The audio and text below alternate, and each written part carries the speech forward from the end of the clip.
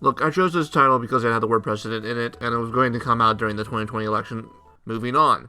Shachibato is based on the Japanese game with the same name, and no, it's not available in the States, but I assume it's a free-to-play gacha strategy game, so I'm going to assume it's some variation of Fire Emblem Heroes, and it's equally focused on fan service. But series based on video games are batting about 1 out of 5, and that's just for series that are fine. So will Shachibato finally give Mashumai Rashi some company, or will it find itself in the trash with the rest? Shachibato's world is a typical fantasy setup, but it's filled with gates. These gates take you to dungeons. These dungeons are filled with crystals and other resources that the common people need for energy and the such. Of course, these dungeons are filled with monsters, so groups get together to form companies. Companies employ warriors and strategists to enter the dungeons and loot the resources. Minato is one such strategist, whose father runs the Gibo company. So, when his father goes missing and is presumed dead, he must take over the company who's barely keeping afloat, and he needs to make it profitable so he can use some of those funds to learn more about his father's disappearance, as well as learn more about the threat that his father left to learn more about. The main vehicle of this is the interaction and relationships between the ever-growing skippy gang of adventurers that join his company. This includes childhood friend Yutoria,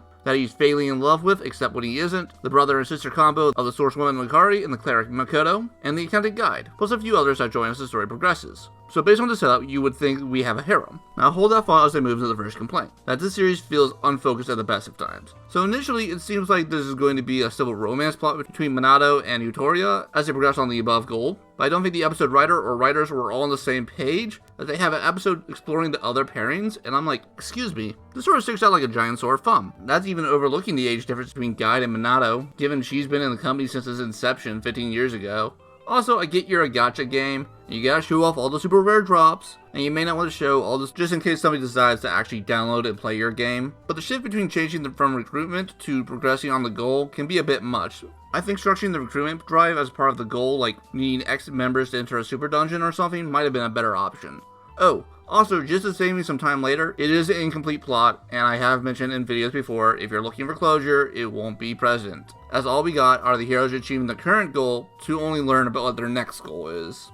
As well as proving Minato is some kind of super prodigy, but that leads me to my next set of issues, the characters themselves. Let's start with Minato. Let's assume this gets renewed. If he's some super strategist that knows how to bring the best out of anyone, why should I pretend that there's any threat to our heroes? This reveal just makes Minato less interesting, as we got no context to rank Minato among his peers, so we just gotta assume he's some ultimate strategist and will lead the heroes to a win, as he was formerly part of the super guild we see from time to time. You can do the story element, but you need to shift your focus then to something more in the air, like who will he end up with, or will he get with his childhood friend? Yutoria is fine. I don't like how she spends a decent amount of time on the bench because she's the vice president, but she doesn't remain on the bench forever, so moot point. My biggest issue for Akari is her wardrobe. She just has a window in her dress/shirt that really just highlights how weird her pelvic area is. Why does it look like it's trying to escape your body? The only way I can context this is that either your tights are vacuum sealed and your dress is too short, or your capris are way too tight and I need to worry if your legs are getting circulation.